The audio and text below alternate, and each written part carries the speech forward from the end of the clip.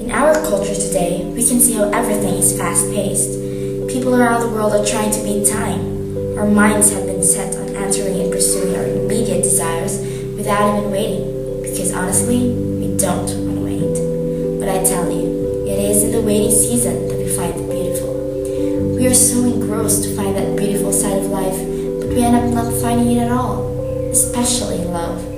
Young men and women everywhere are trying to find that special someone, pursuing relationships just to find that person who won't break their heart. But in the end, what do we get?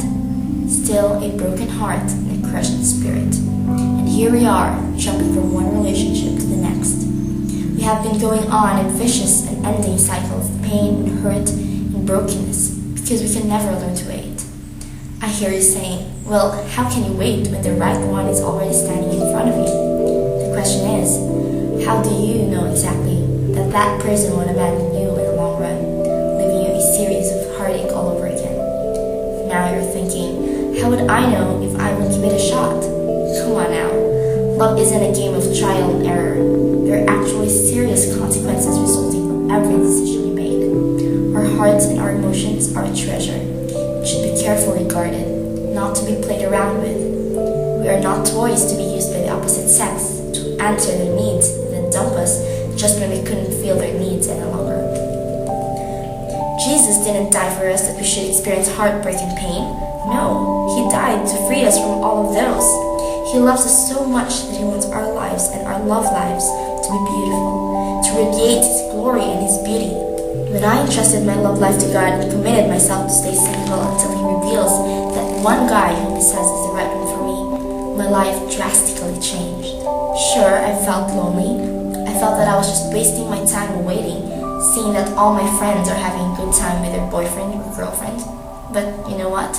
God told me to wait because He promises something much better. I may have those lonely moments, but I found out that Jesus is more than enough. Everything that I wanted in a man, I found in Him. My desires to be loved unconditionally, to be secured, to be comforted, to be listened to be protected, to be forgiven after countless mistakes, to be considered, to be held on to. Everything I found it in Him. I don't care if God makes me single for the rest of my life, but if He desires marriage for me, He's one day gonna deliver a physical representation of His love right at my doorstep, and that man's gonna sweep me away and take my breath away. He's just gonna be like my lover in heaven. He's gonna display unconditional and unadulterated love for me, just like my Father's. Even the most handsomest or the most attractive guy on earth won't change my mind in giving God the pen of my love story, because I know I would soon have a breathtaking, beautiful fairy tale to tell. By only learning to wait do we gain those